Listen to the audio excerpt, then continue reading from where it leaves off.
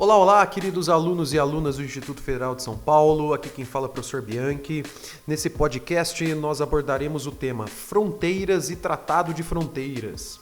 É muito importante esse tema, dado que o mundo é composto por dezenas de milhares de quilômetros de fronteiras. São 248 mil quilômetros de fronteiras terrestres, né? Sendo que há 332 fronteiras entre estados. O geógrafo francês Michel Fouché escreveu uma obra intitulada Obsessão por Fronteiras.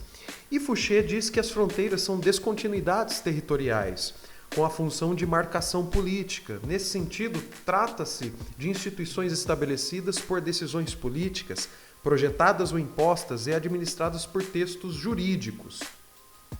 No caso, essa prática de demarcação de fronteiras que passam pelos textos jurídicos são práticas comuns no período da modernidade, no período da afirmação do capitalismo, dos Estados-nações modernos. Portanto, trata-se, vamos dizer, de uma forma mais comum dos últimos séculos. E, atualmente, ela continua em vigor. Afinal, as fronteiras nunca são fixas, elas sempre são móveis. Podemos observar no mundo alterações de fronteiras praticamente todos os anos, sejam fronteiras entre estados-nações vizinhos, sejam fronteiras internas a próprios estados.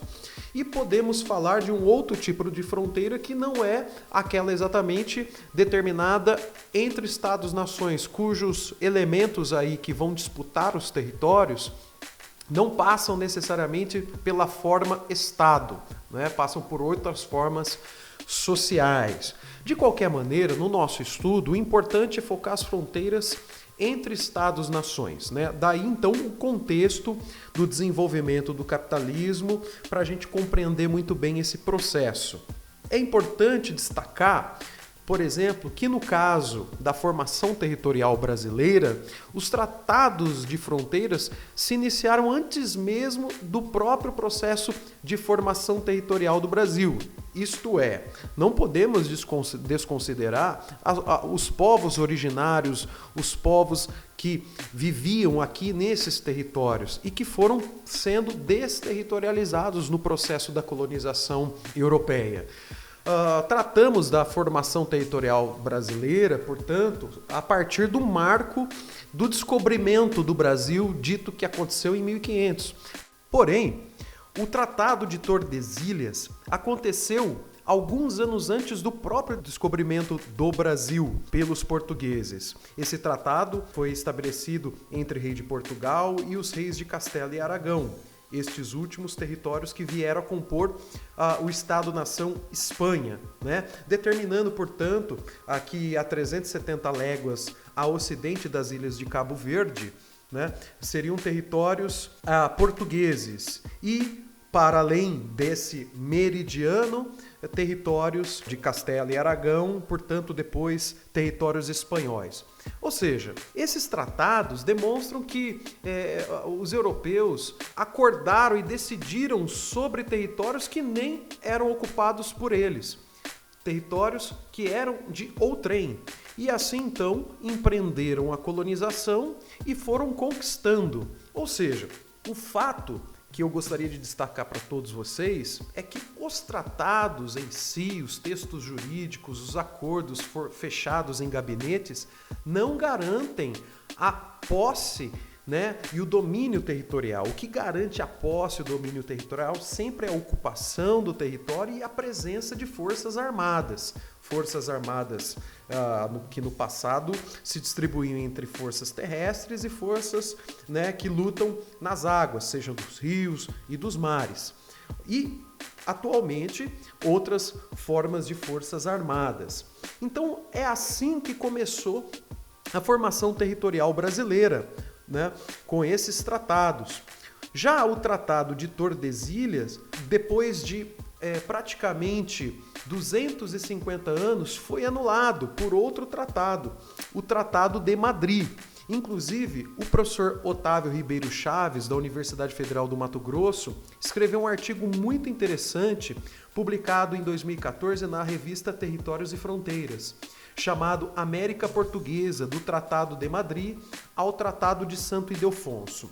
Ao longo do período colonial, que durou até a independência brasileira de 1822, houveram vários tratados, né? Então, já falamos do Tratado de Tordesilhas, depois houve o Tratado de Utrecht e vem em seguida o Tratado de Madrid, cujas negociações iniciaram no ano de 1746 e se encerraram no ano de 1750, onde finalmente em Madrid foi assinado um acordo entre portugueses e espanhóis, garantindo que as terras dominadas pelos portugueses, ocupadas pelos portugueses para além do meridiano de Tordesilhas, ficasse em posse desses portugueses.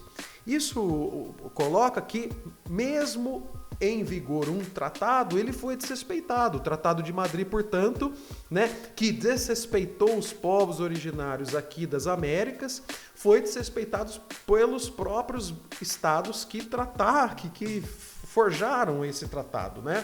Sendo assim, a partir de então, o conceito de uti possidetis, né, ocupação efetiva, passou a ser utilizado como critério para a definição dos territórios, portanto, das fronteiras.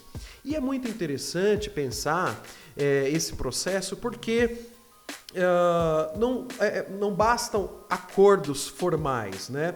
Há todo um processo que é forjado mediante formação de expedições demarcatórias que reúne um conjunto de cientistas para conhecer o território, conhecer as suas riquezas, os seus elementos, conhecer as bacias hidrográficas. Era muito importante conhecer os rios, as direções, as nascentes e assim sucessivamente.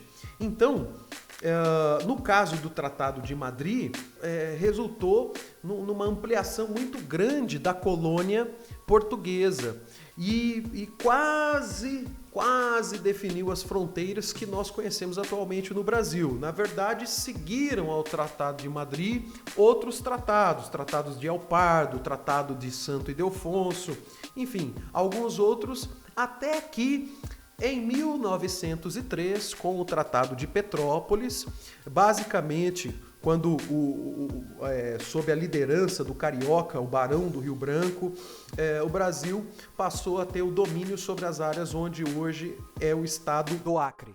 Então, figuras importantes que se destacaram no processo do Tratado de Madrid o diplomata nascido em Santos, Alexandre de Gusmão, Dom João V, que morreu no ano da assinatura do Tratado de Madrid, teve uma importância muito grande nesse processo, porque ele inicia, vamos dizer, uma modernização da monarquia portuguesa e, portanto, dos territórios portugueses, né? Inclusive, a figura de Sebastião José Carvalho de Melo, Marquês de Pombal, foi muito importante nesse processo de modernização da política metropolitana e colonial. Sendo assim, a ideia era exatamente garantir territórios que eram muito vulneráveis no que hoje fazem parte do atual estado do Mato Grosso do Sul, que não era muito ocupado pelos portugueses. Então, era um território passível de ser invadido pelos colonizadores espanhóis. E havia uma disputa muito grande, muito acirrada, em torno das riquezas contidas nesses territórios, né? Dentre elas, os escravos indígenas, dado que o comércio de escravos africanos, que foi a mão de obra principal do período colonial, né, era muito caro. Então, havia um movimento muito grande no século XVIII de substituição do trabalho africano, trabalho escravo do africano trazido para as colônias americanas, pelo trabalho indígena. E assim, garantindo o território, era possível fazer o aprisionamento desses indígenas de forma mais fácil. É importante destacar que o Tratado de Madrid fazia parte de um processo de consolidação da colônia por parte dos portugueses, no qual eles passaram vamos dizer, a estabelecer uma certa ligação entre, né, os rios Guaporé, Rio Madeira, o rio Tapajós, enfim, toda a bacia do rio Amazonas com a bacia que ligaria até a bacia do Paraguai, dado que a entrada via aquática se dava pela foz ali do rio Paraguai, na Bacia do Prata. Inclusive, esses tratados, o Tratado de Madrid, também versou sobre disputas territoriais, não apenas no que era o território de Mato Grosso, mas também dos territórios de Sacramento e Sete Povos da Missões, que levaram, inclusive, a resultar no levante guaranítico que aconteceu entre 1754 e 1756. Portanto, o Tratado de Madrid foi substituído em 1761 pelo Tratado de El Pardo, dada a dificuldade dos portugueses de entregar aos espanhóis o território do Sacramento, que hoje seria configurado pelo estado do Uruguai. Justamente por conta do que os portugueses queriam manter o acesso ao território do Mato Grosso via Bacia do Prata. Tá? Poucos anos depois, o Tratado de El Pardo também é substituído pelo Tratado de Santo Ildefonso, que praticamente reafirmou os termos elaborados no Tratado de Madrid, ok? Então, é importante, para finalizar, pensar que todos esses movimentos acontecidos no século XVIII eram totalmente coerentes com a fase do capitalismo comercial, dado que a riqueza nesse período se dava especialmente via comércio. Então era importante garantir os acessos aos territórios, o acesso às riquezas, para que se tivesse a prioridade da exploração dessas riquezas, portanto do comércio, e assim o incremento dos cofres, vamos dizer, monárquicos, né?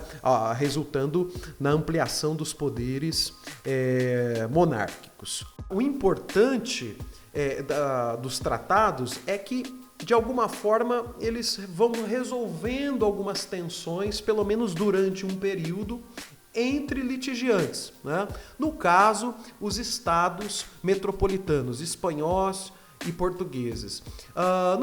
Porém, os indígenas e os povos, as nações aqui formadas por povos naturais dos territórios americanos, ficaram à mercê desse processo, ok? Era importante também destacar que, a partir do momento que se estabeleceram os tratados, então, por exemplo, a coroa portuguesa tratou de construir fortificações e de ampliar a sua ocupação com destacamentos militares pela região, de modo a garantir a defesa do território contra uma possível incursão espanhola.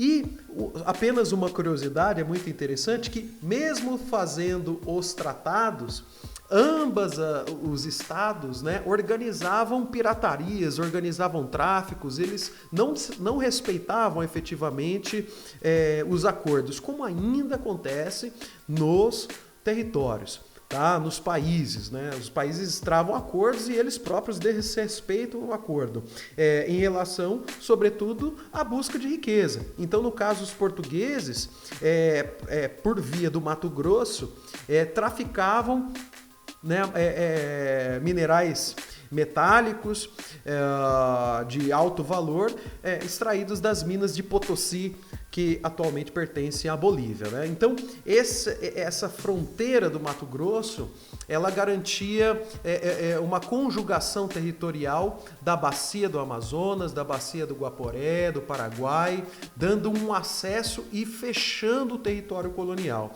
Foi nesse processo que foi se formando, portanto, o território brasileiro, boa parte daquilo que nós conhecemos hoje como as fronteiras brasileiras. Ok? Então, eu fico por aqui, recomendo o estudo da figura do Barão do Rio Branco, dado que é um diplomata de renome, dá o nome à instituição que forma os diplomatas brasileiros, que infelizmente, né, com esse governo, tem desempenhado papéis vergonhosos aí para a nação brasileira, tá? Mas isso aí é só um incremento que a gente dá de graça aqui, ok? Vamos continuar estudando, um forte abraço a todos e até mais!